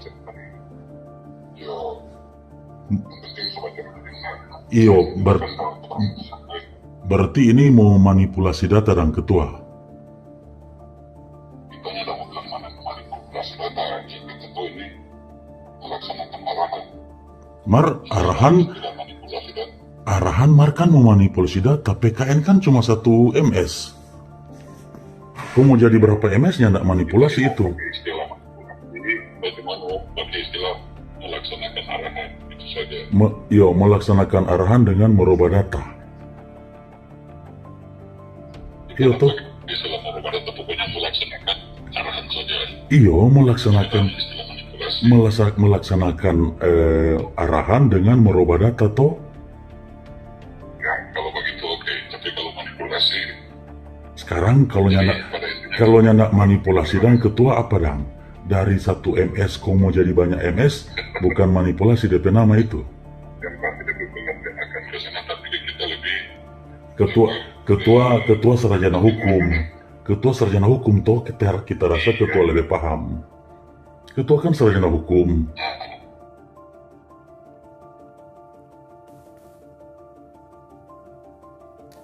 Kasus KPU Minahasa Utara yang tadi Anda lihat sebenarnya itu menggambarkan betapa ada problem di sana. Tetapi menariknya memang sampai saat ini agak sulit kemudian melakukan verifikasi lagi terhadap kasus itu. Karena kita harus ingat Ketua KPUD Minahasa Utara sudah meninggal dunia pada bulan Juni 2022 akibat serangan jantung. Kalau kita lanjut lagi, kita tidak sekedar berbicara wilayah pelanggaran etik atau pelanggaran di wilayah penggunaan kewenangan KPU yang dimanipulasi dengan cara meloloskan atau tidak meloloskan partai tertentu, kita juga bisa bicara soal pelanggaran etik di tingkat individu. Di sini ada kasus di mana Ketua KPU Hashim Asy'ari itu punya relasi khusus dengan wanita emas. Kita bisa lihat Ketua KPU dan Ketua Partai Republik I yang itu dijabat oleh seorang yang dijuluki wanita emas, itu seringkali bertemu secara pribadi. Memang, dalam kasus itu, sanksi DKPP sudah dijatuhkan. Bentuknya apa? Peringatan keras terakhir. Sekali lagi, ingat, peringatan keras terakhir. Nah, menariknya memang, dari secara keseluruhan kalau kita baca KPU seringkali tampil lebih menjadi pelayan partai politik dibanding penegak hukum atau kemudian berusaha menyukseskan hak-hak publik bagi masyarakat. Yang terlihat, lagi-lagi KPU seringkali menjadi pelayan parpol. Misalnya kalau kita lihat di kasus tidak mematuhi putusan Mahkamah Agung soal 30% keterwakilan perempuan. Saya jelaskan secara sederhana ya, dalam kasus 30% keterwakilan perempuan, putusan Mahkamah Agung itu sebenarnya mengkoreksi cara KPU menghitung bagaimana yang dimaksud 30% keterwakilan perempuan. Karena pendekatan yang keliru itu membuat keterwakilan perempuan tidak bisa maksimal. Itu yang membuat banyak orang yang kemudian mengajukan ke Mahkamah Agung dan Mahkamah Agung akhirnya memutuskan dan menyatakan bahwa harusnya KPU melakukan koreksi terhadap itu. Dan itu tidak pernah dikoreksi secara langsung oleh KPU. Hal yang sama masih soalan tidak mematuhi putusan Mahkamah Agung. Dalam kasus napi koruptor, kejadian pun relatif terjadi sama. Dalam kasus ini, KPU tidak mematuhi putusan Mahkamah Agung soal napi koruptor, khususnya berkaitan dengan bagaimana napi koruptor itu bisa mencalonkan dengan ketentuan lebih spesifik yang diatur dalam peraturan KPU.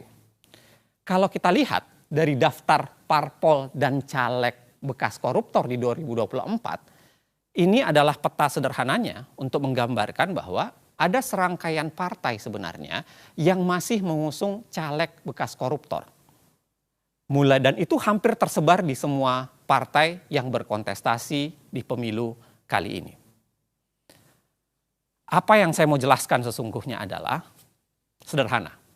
KPU tebang pilih dalam menjalankan putusan pengadilan. Putusan Mahkamah Agung diabaikan soal perempuan dan soal keterwakilan, soal caleg koruptor.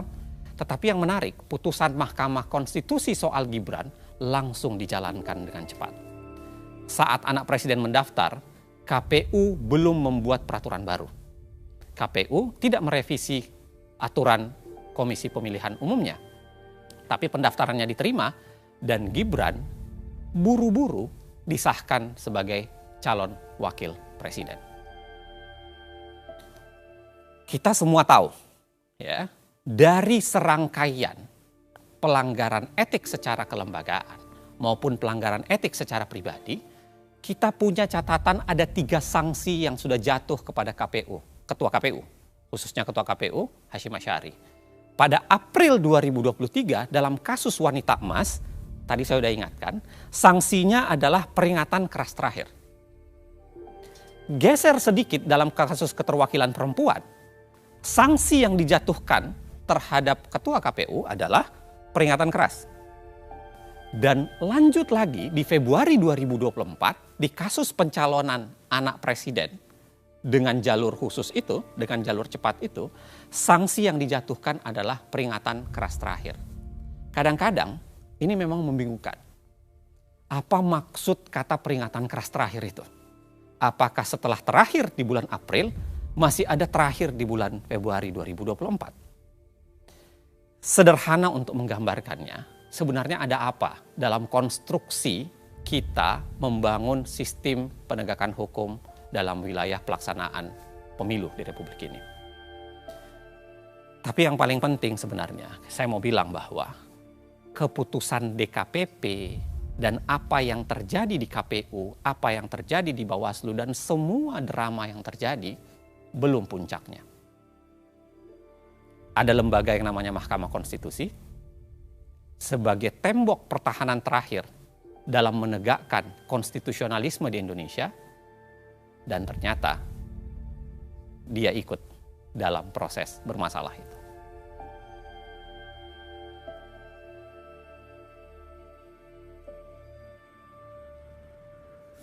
Puncak dari semua cerita tadi ada di sini, Mahkamah Konstitusi. Ada beberapa hal yang akan kita lihat bersama-sama, mengapa Mahkamah Konstitusi menjadi puncak dari cerita-cerita yang dari tadi sudah kita lihat sama-sama. Yang pertama, kita melihat ada kontradiksi di Mahkamah Konstitusi. Bayangkan sebuah pagar untuk memagari pencalonan presiden dan wakil presiden. Di satu sisi, untuk syarat mencalonkan yang berupa ambang batas pencalonan presiden atau presidential threshold 31 kali, 31 ditolak oleh Mahkamah Konstitusi dengan berbagai alasan. Tapi ketika ada syarat lain yang diminta untuk diubah, tiba-tiba Mahkamah Konstitusi membuka pintu lebar-lebar hanya 1 kali permohonan. Apalagi kita harus ingat, cara untuk mengubah undang-undang melalui Mahkamah Konstitusi sebenarnya adalah cara yang dalam tanda kutip instan. Karena harusnya perubahan undang-undang dilakukan oleh pembentuk undang-undang sesuai pasal 20 Undang-Undang Dasar 1945. Dan kita juga akan melihat adanya konflik kepentingan. Jangan lupa kita juga nanti akan melihat bagaimana pendapat hukum 9 hakim konstitusi yang akan sangat menarik untuk kita gali. Yang kelima, semua permohonan yang diajukan untuk persoalan yang sama ditolak kecuali 1 dan sangat spesifik. Yang keenam, putusan itu juga langsung berlaku. Tidak ditunda sampai pemilu berikutnya ataupun tidak ditunda sampai beberapa tahun tapi langsung berlaku saat itu juga. Yang ketujuh, permohonan ini sebenarnya sempat dicabut, kemudian didaftarkan kembali di hari libur. Lalu kita juga harus bicara soal fakta bahwa ada Majelis Kehormatan Mahkamah Konstitusi atau MKMK yang sudah memutuskan bahwa ada pelanggaran etik berat oleh Ketua Mahkamah Konstitusi yang adalah paman dari Gibran. Namun putusan MKMK itu karena terkait etik memang tidak langsung membatalkan putusan. Putusan 90 tetap berlaku. Perlu ada catatan juga bahwa Ketua Majelis Kehormatan MK itu ternyata punya potensi benturan kepentingan. Perlu saya jelaskan di sini bahwa menantu dari Ketua MKMK sekarang tengah mencalonkan sebagai anggota legislatif dari partai dalam koalisi yang mengusung Gibran. Dan anak dari Ketua MKMK itu juga pengurus di partai tersebut. Kemudian kita nanti akan melihat ada indikasi transaksi di balik konstitusi yang bisa terlihat dari fakta bahwa si pemohon menggugat calon wakil presiden karena wan prestasi di pengadilan perdata. Dan yang terakhir, Ketua MK yang tadi sudah diberikan sanksi etik untuk diberhentikan sebagai Ketua MK, ternyata malah menggugat ke Pengadilan Tata Usaha Negara supaya jabatan Ketua MK dikembalikan kepada dirinya. Tapi memang pada hari itu kami bertiga punya pengalaman yang berbeda-beda.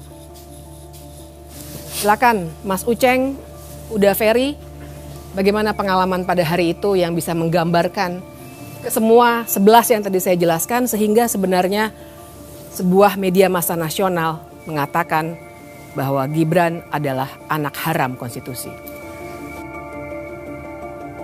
Ya, kami ingin memulai dengan argumentasi bahwa setiap peristiwa bahkan kejahatan bisa dibongkar dengan mengungkap siklus waktu. 9 Maret, Partai Solidaritas Indonesia mengajukan permohonan pengujian Undang-Undang Pemilu, tepatnya pasal 169 huruf Q yang mengatur soal batas usia calon presiden dan calon wakil presiden. Ketentuannya menghendaki hanya orang yang sudah berusia 40 tahun yang dapat mengajukan diri sebagai calon presiden atau calon wakil presiden. PSI menginginkan diatur hanya orang yang telah berusia 35 tahun dapat mengajukan diri sebagai calon. Yang menarik dari PSI adalah ketika permohonan ini berjalan, komposisi ketua atau pimpinan PSI dirombak. Gibran yang merupakan kakak dari Kaisang yang semula diajukan sebagai calon presiden oleh PSI mengganti ketuanya menjadi adik Gibran, yaitu Kaisang. Lalu harus diingat bahwa Ketua Mahkamah Konstitusi adalah paman dari Gibran dan Kaisang. Juga sangat penting dalam perkara itu karena ini pengujian undang-undang, maka dengan sendirinya termohon dalam pengujian ini adalah pemerintah yang dipimpin oleh ayah Gibran, yaitu Presiden Joko Widodo. Ini menjadi catatan penting kalau kita bicara konflik kepentingan dalam perkara ini. Kemudian Partai Garuda mengubah permohonan yang sama topiknya dengan meminta bahwa selain berusia 40 tahun mestinya ada alternatif, yaitu berpengalaman sebagai penyelenggara negara. Permohonan mereka dimasukkan tanggal 2 Mei.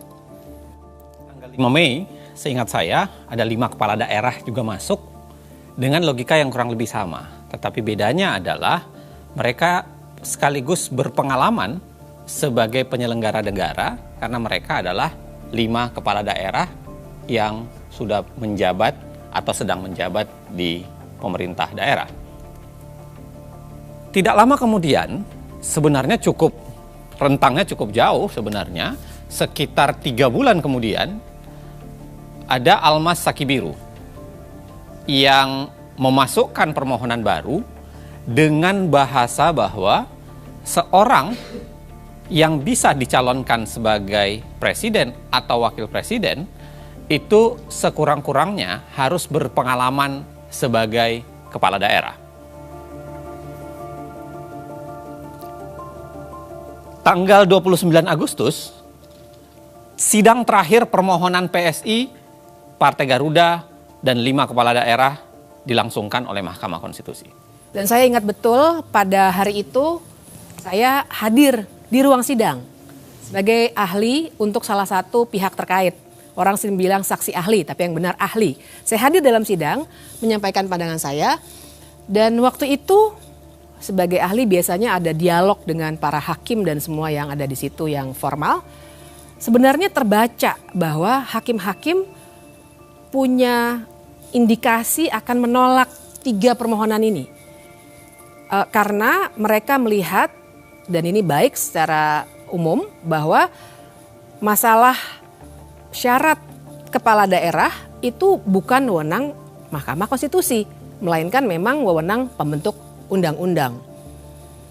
Itu adalah sidang terakhir karena setelah itu biasanya akan ada penyerahan kesimpulan, kemudian rapat permusyawaratan hakim, kemudian putusan dibacakan. Kami masih menunggu-nunggu karena perkara ini tentu saja sangat menarik. Agak luput dari perhatian kami, ternyata pada 5 September ada pemeriksaan pendahuluan untuk permohonan Almas. Dan setelah itu, seperti normalnya prosedur di Mahkamah Konstitusi, ada perbaikan permohonan dari Almas. Kita bisa geser ke tanggal berikutnya pada 12 September. Almas memperbaiki permohonannya, kira-kira begini konstruksinya. Tetap 40 tahun sebagai syarat dalam pasal 169 huruf Q Undang-Undang 7 2017 itu, kemudian ditambahkan atau jadi alternatif atau berpengalaman sebagai kepala daerah baik di tingkat provinsi maupun kabupaten _kota. Berubah artinya ya, dari awalnya hanya kepala daerah, dia kemudian lebih menjelaskan bahwa bukan hanya kepala daerah di tingkat provinsi maupun juga kepala daerah di tingkat kabupaten kota. 19 September, kalau kita ingat, RPH pertama atau rapat permusyawaratan hakim pertama itu dilakukan untuk gelombang pertama permohonan. Gelombang pertama itu adalah PSI, lalu kemudian Partai Garuda, dan 5 kepala daerah. Dalam perkara itu, semua ditertolak. Ya. Dan luar biasanya, Anwar Usman tidak ikut RPH dengan alasan yang kemudian disebutkan bahwa dia menolak konflik kepentingan. Maju 2 hari kemudian adalah rapat permusyawaratan hakim pertama untuk permohonan Almas. Luar biasanya, kali ini Anwar Usman sudah masuk. Entah apakah dia sudah merasa konflik kepentingannya sudah tidak ada atau sakitnya sudah hilang. Tapi pada saat yang sama, Anwar Usman sudah ikut RPH di tanggal 21. Menariknya kembali, 8 hari setelah itu, di tanggal 29 September, terjadi peristiwa kunci dalam kasus ini. Almas Sakibiru, entah karena alasan apa, mencabut permohonannya. Sehari kemudian, permohonan Almas dimasukkan kembali. Padahal itu hari Sabtu, hari libur. Dan Ketua Mahkamah Konstitusi berkantor serta meminta panitera untuk masuk kerja. Biasanya kalau dicabut, bukannya dikeluarkan penetapan. Ya, itu uniknya perkara ini, sehingga disebut kunci. Seharusnya ketika penetapan atau pencabutan dilakukan, penetapan dikeluarkan, dilakukan pembacaan sidang penetapan pencabutan perkara. Anehnya itu tidak terjadi. Malah kemudian digelar sidang yang berbeda di tanggal 3 Oktober. Disebut berbeda karena sidang ini disebut sebagai sidang konfirmasi permohonan. Almas kemudian menyatakan bahwa sebenarnya dia tidak punya keinginan mencabut, tetapi itu keinginan kuasa hukumnya. Dan pada saat yang sama, sidang konfirmasi permohonan tidak ada dalam hukum acara. Di dalam hukum acara MK. Jadi ini disebut unik karena memang tidak terdapat di dalam hukum acara Mahkamah Konstitusi. Nah, setelah praktik tidak ada dalam hukum acara itu, karena kasus Almas tetap dilanjutkan, atau permohonan Almas tetap dilanjutkan, masuklah RPH kedua permohonan Almas. Lagi-lagi Anda masih ingat bahwa di situ Anwar Usman masih ikut di RPH. Maju 4 hari kemudian, RPH ketiga untuk permohonan Almas kembali dilakukan. Ini juga menarik, Mas Ferry dengan Mbak Bibip. Biasanya RPH berulang kali itu adalah tanda bahwa permohonan itu memang jelimet. Atau ada pertarungan perkara yang penting, atau barangkali karena memang pemohon menghadirkan sebuah logika yang canggih dan pembuktian yang luar biasa. Tapi kalau kita lihat Almas, saya tidak cukup yakin dengan itu. Karena kalau kita lihat permohonan Almas, Anda bisa bayangkan alat buktinya ada 3. Satu adalah KTP-nya Almas, yang kedua adalah fotokopi Undang-Undang 7 2017, dan yang ketiga adalah dokumen Undang-Undang Dasar. Jadi tidak ada sebenarnya logika argumentasi yang memadai untuk diperdebatkan secara hukum. Kalau kemudian menjadi menarik kalau kemudian harus ada 3 RPH untuk membahas permohonan Almas. Dan nggak ada sidang ya, Bang Uceng? Sama sekali tidak ada sidang. Jadi nggak ada saksi, nggak ada ahli. Tidak ada sidang. Jadi tidak pernah dibuka sidang. Yang ada adalah hakim sibuk memperdebatkan permohonan Almas saja, tapi tidak pernah membuka itu ke publik, dan itu dilakukan berulang kali. Karena sidang substansi kan sudah selesai ya? Ya. Di tanggal 29 Agustus. Persis. Nah setelah 9 Oktober nih, saya ingat sekali tuh hari itu. Saya yakin kita punya pengalaman yang beda-beda. Pada 16 Oktober 2023 itu. Tapi karena kami memang sangat terlibat dalam perkara ini, walaupun dengan aktivitas yang berbeda-beda, semua pasti pada pasang headset mendengarkan dari gadget masing-masing apa yang terjadi di ruang sidang. Jadi hari itu saya juga mendengarkan dengan tekun. Paginya perkara yang lain dulu. Kemudian pada 11.45 seperti saya duga permohonan PSI selesai dibacakan dan ditolak. Lega betul saya. 12.29 perkara kedua yang dimohonkan oleh Partai Garuda ditolak juga. Tambah lega saya. Kemudian yang ketiga 12.49 perkara ketiga selesai dibacakan juga ditolak. Ya. Kegembiraan Mbak Bibip soal kelegaan itu juga hinggap di diri saya. Karena selesai istirahat, saya makan siang, bahagia, demokrasi Indonesia terselamatkan, saking bahagianya tertidur. Nah, di sini momen krusial yang dikerjain oleh MK itu.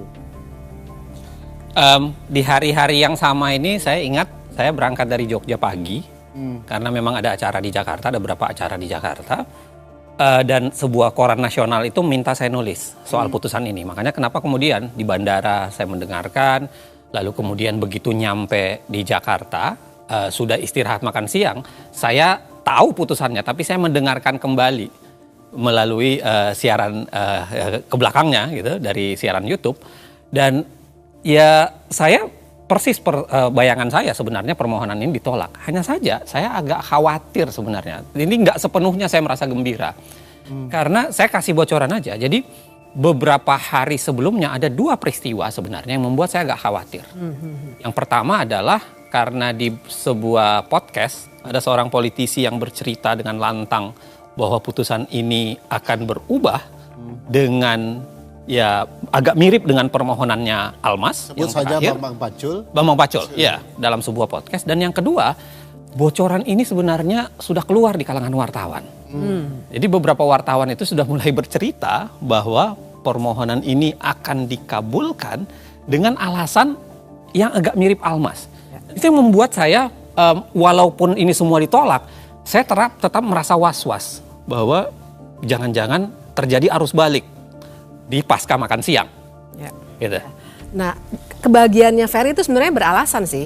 Karena kan memang kita nih yang biasa mengamati, menganalisis putusan-putusan MK, paham bahwa biasanya kecenderungannya kalau ada satu perkara yang objeknya sama, kecenderungannya akan sama karena satu blok begitu ya. Nah, tapi waktu itu saya ingat betul di jadwal sidang memang tertera hari itu akan diputus banyak putusan, tidak hanya 3. Nah, jadi waktu siang itu Ferry lagi tidur, ada tuh wartawan yang nanya, "Mbak, komentar dong mengenai putusan yang sudah keluar nih, bagus-bagus ya Mbak ya?" Nah, saya tahu ada beberapa guru besar yang sudah berkomentar membahagiakan, tapi saya bilang sama wartawan itu, nanti deh, saya merasa ada sesuatu yang akan berbeda setelah makan siang. Saya hanya mau diwawancara setelah semua putusan hari ini dibacakan. Ferry masih tidur ya? Terjadilah, masih tidur. Karena logikanya kan memang putusan yang sama materinya. Kalau ini sudah ditolak, runtutannya kalau tidak ditolak ya anggap tidak dapat diterima. Basis penolakannya apa nih? Seingat saya kan basis penolakannya adalah beda-beda ya. Ya, tapi pada dasarnya mereka mengatakan bahwa ini adalah open legal policy. Ya kan, satu tuh. Terhadap permohonan Garuda dan 5 kepala daerah ditolaknya, salah satu alasannya mengatakan karena penyelenggara negara itu terlalu luas. Ya kan, tidak ada sambungannya untuk kemudian mengatakan semua penyelenggara negara bisa diterima untuk menjadi presiden. Kalau penyelenggara negara appointed officials juga termasuk yang ditunjuk, bukan betul. hanya yang dipilih kan. Bukan hanya dipilih. Nah, ada juga seingat saya Pak Suhartoyo konsisten untuk kemudian menolak semua jenis dengan alasan bahwa ini harusnya NO. Need on Pantelic Verklar, tidak dapat diterima karena seharusnya bukan perkara di Mahkamah Konstitusi atau seharusnya ini bagian dari open legal policy. Nah, ada satu yang menarik karena ada nama Guntur Hamzah. Karena di 3 permohonan ini Guntur Hamzah itu secara konsisten menerima semua permohonan. Jadi dia mengabulkan permohonan PSI, mengabulkan permohonan Garuda, bahkan mengabulkan juga permohonan 5 kepala daerah. Nah, jadi istirahat makan, siang-siang itu kami semua di tempat masing-masing juga makan. Setelah selesai, saya di suatu acara nih. Masih mendengarkan terus walaupun sebenarnya acara diskusi. Tapi saya ingat betul teman-teman yang dalam satu acara bilang ke saya, "Mbak Bibip kok mukanya berubah?" Karena ternyata jam 15.27 putusan Almas selesai dibacakan dan dikabulkan. Ternyata sekarang orang yang jabatannya masih menjadi wali kota walaupun hanya 2 tahun bisa menjadi calon wakil presiden. Padahal masa jabatan itu harusnya 2,5 tahun ya. Betul. Jadi sebabnya muncul kata sedang itu ya. Ya, jadi di sini sebenarnya yang menarik. Karena ternyata kita tadi sudah lihat sama-sama permohonan Almas sebenarnya bunyinya lihat di 12 September tuh. Berpengalaman sebagai kepala daerah baik di tingkat provinsi maupun kabupaten kota. Tapi ternyata waktu dikabulkan, amar putusannya berubah menjadi pernah garis miring sedang menduduki jabatan yang dipilih melalui pemilu. Ini pun sebenarnya agak aneh ya, kalau dilihat dari praktik Mahkamah Konstitusi harusnya dia sedikit banyak agak terikat dengan permohonan. Tapi ketika dia berbeda dari permohonan, itu kan secara teori ketatanegaraan biasa perdebatannya banyak. Misalnya soal ultra petita dan lain-lain sebagainya. Tapi saya kira apapun itu, ya berapa hari kemudian Gibran mendaftar. Tapi saya kan masih tidur itu ya. Jadi tiba-tiba ada senior. Oh iya, dibanguninnya gimana tuh? Dibangunin oleh senior dikatakan Gibran diperbolehkan mencalon. Saya sedikit marah dan sampai mengatakan saya gugat Anda nanti. Karena Anda mengganggu mimpi saya soal betapa indahnya demokrasi di Indonesia. Sekarang setelah terbangun, rasa-rasanya demokrasi jadi kian buruk. Tak lama kemudian, 25 Oktober, pasangan Prabowo Gibran mendaftar ke KPU.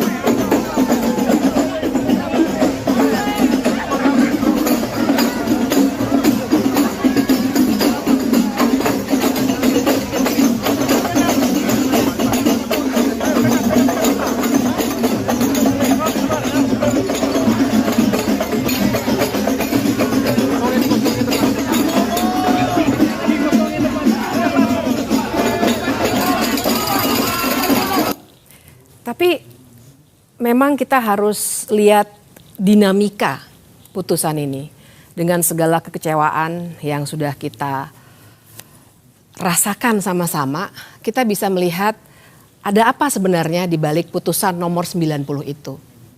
Kalau digambarkan secara luas kira-kira kan seperti ini. Ada 9 orang hakim Mahkamah Konstitusi. Kita lihat dulu dari yang mengabulkan. Ada 3 orang yang mengabulkan di sini. Anwar Usman, Ketua Mahkamah Konstitusi yang juga paman Gibran. Guntur Hamzah, yang tadi sudah diceritakan konsistensinya. Kemudian yang ketiga ada Manahan Sitompul. Kemudian di ujungnya, karena dia sangat bertolak belakang, ada 4 orang yang menolak atau sering kita kenal dengan memberikan dissenting opinion atau pendapat berbeda. Ada Saldi Isra, ada Arief Hidayat, ada Wahidudin Adams, dan ada Soehartoyo.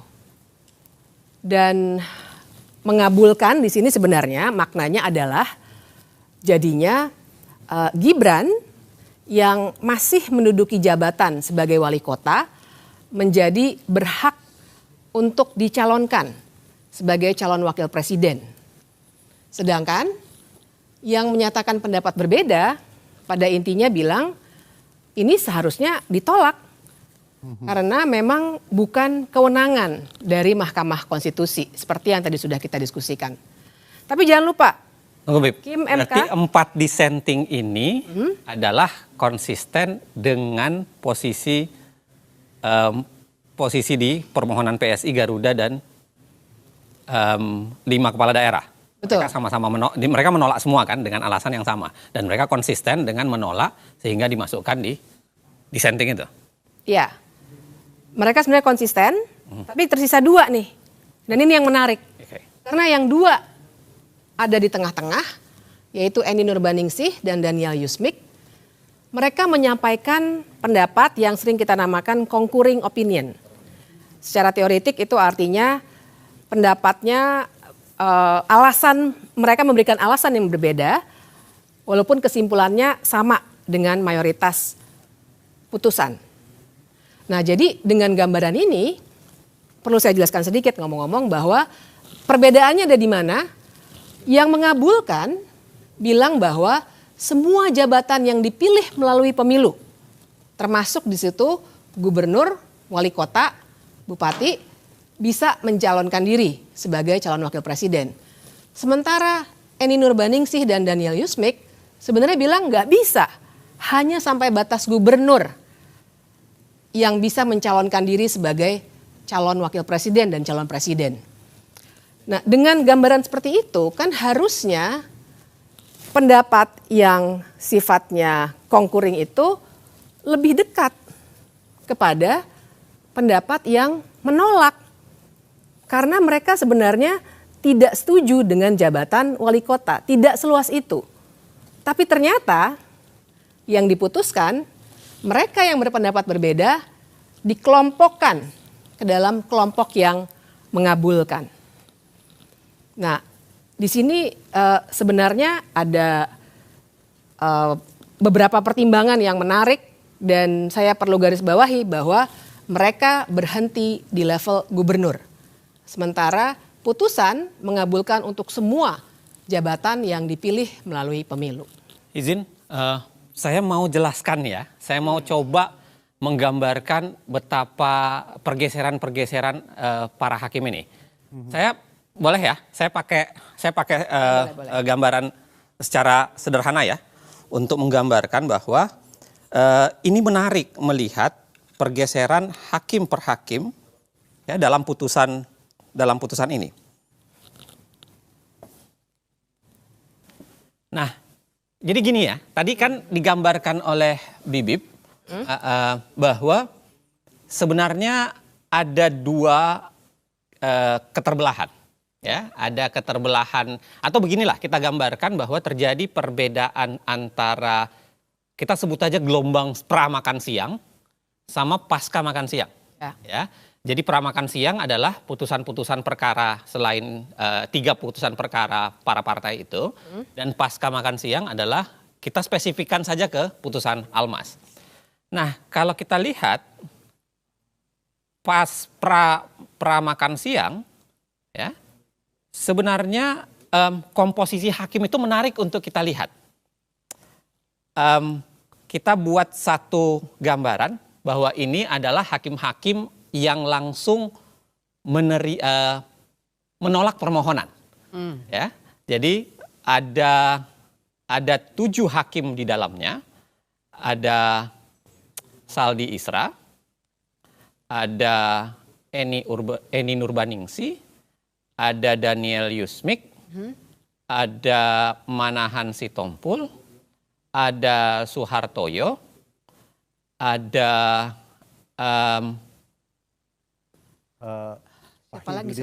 Wahidudin Adams, betul, dan Arif Hidayat, ya kan? Ada 7 di kelompok ini. 1 orang konsisten mengabulkan. Ini yang kita, atau saya ganti warnanya deh.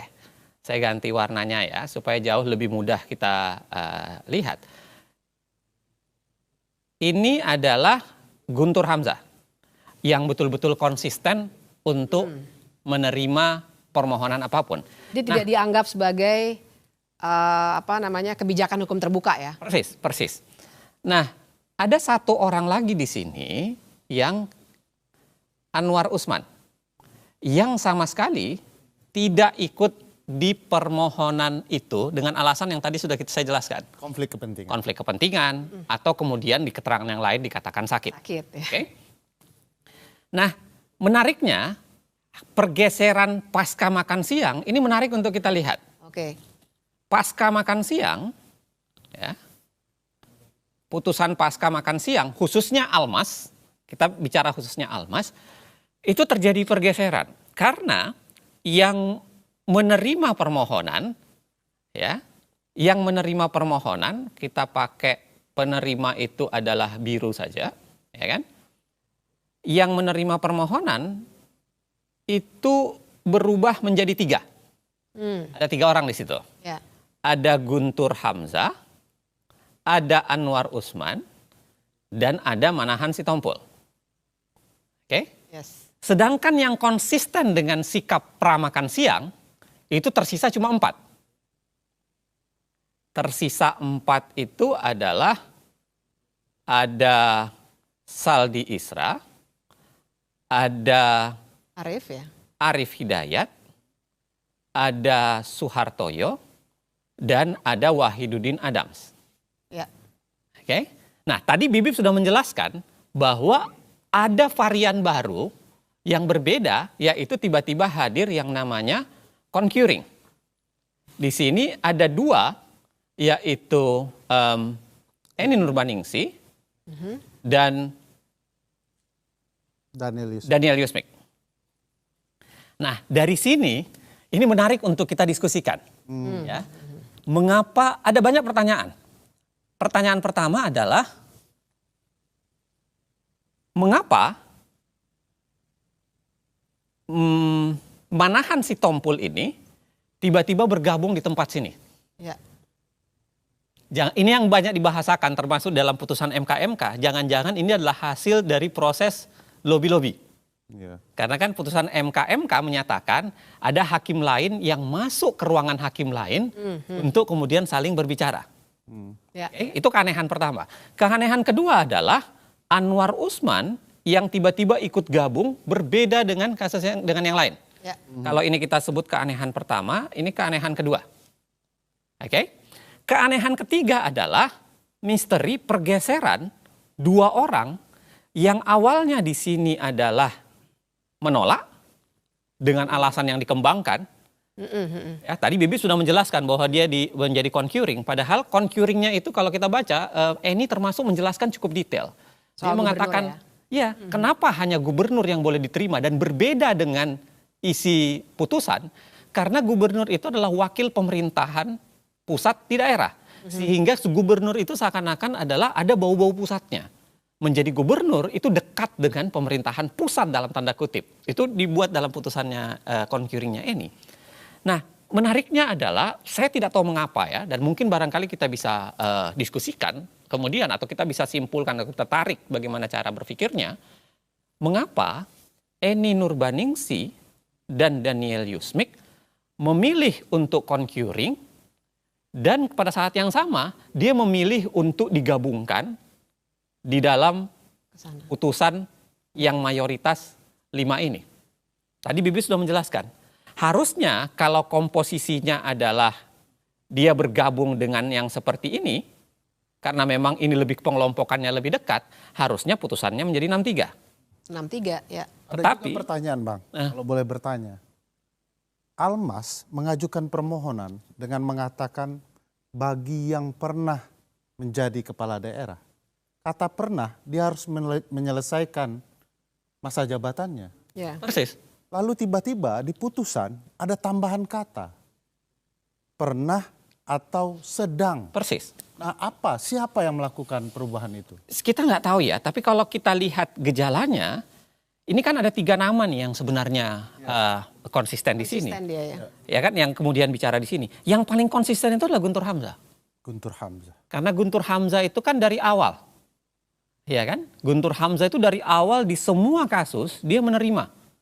Guntur Hamzah ini hakim yang masuk dadakan ke Mahkamah Konstitusi karena harus diingat bahwa Guntur Hamzah ini adalah hakim yang menggantikan Hakim Aswanto secara pelanggaran konstitusi juga. Ya. Kita harus tetap ingat. disahkan. Tapi tetap disahkan. Ya. Dan jangan lupa Guntur Hamzah ini pernah juga melakukan perubahan pada putusan sehingga dijatuhkan sanksi etik. Ya. Dan dia dulu adalah Sekretaris Jenderal Mahkamah Konstitusi. Persis. Nah, hal yang menarik lainnya adalah kalau kita baca dari dissenting opinion Saldi Isra, Arif Hidayat, Suhartoyo, dan Wahidudin Adams, kebanyakan isinya itu, walaupun ada juga bagian menganalisis perbedaan mereka dengan putusan mayoritas, tapi kebanyakan itu adalah seakan-akan dalam tanda kutip sumpah serapah.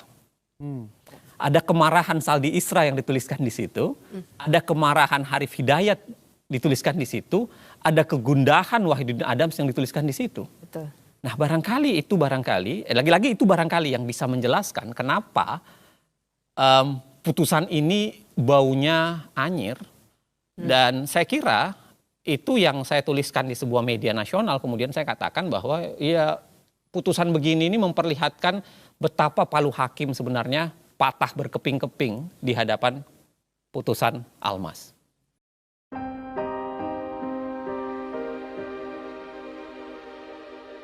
Semua rencana ini tidak didesain dalam semalam, juga tidak didesain sendirian.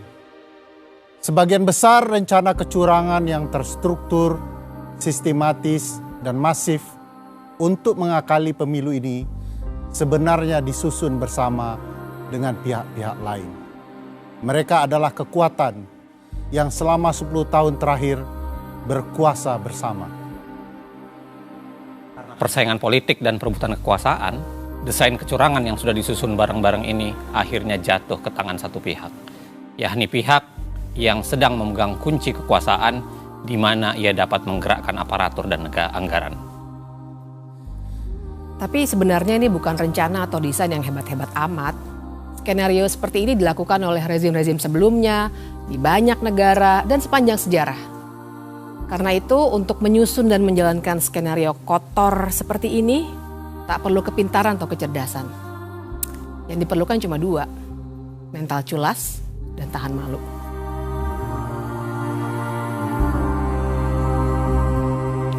Sekarang ini saya mau fokus dulu bekerja, ngurusi masalah rusun, masalah monorail, masalah MRT, masalah kesenjangan tadi, masalah copet tadi, masalah-masalah itulah. Jadi saya yang paling kecil kayak Kaisang dia jualan pisang goreng. Kemudian yang gede Gibran itu jualan martabak. Ini yang Ayang sama suaminya mau jualan kopi, ya silakanlah. Mau terjun ke politik juga silakan, nggak tahu saya. Tanyakan aja ke anaknya langsung.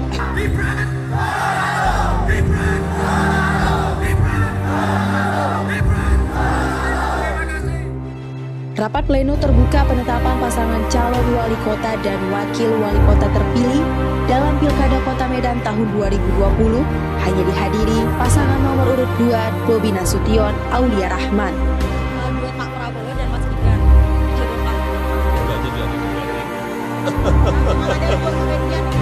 Pertama umur, yang kedua baru 2 tahun aja. Wali kota. Saya tidak ada niat, tidak ada juga berminat menjadi presiden 3 periode. Jauh-jauh hari sebelum menjadi perdebatan berkepanjangan, Presiden sudah memberikan kode kuat soal cawe-cawe dalam pemilu 2024. Saya tahu dalamnya partai seperti apa, saya tahu. Partai-partai seperti apa, saya tahu. Ingin mereka menuju kemana, saya juga ngerti. Informasi yang saya terima komplit. Dari intelijen saya ada, BIN. Dari intelijen di Polri ada, BIK. Dari intelijen di TNI saya punya, BAIS. Dan informasi-informasi di luar itu. Angka, data, survei, semuanya ada.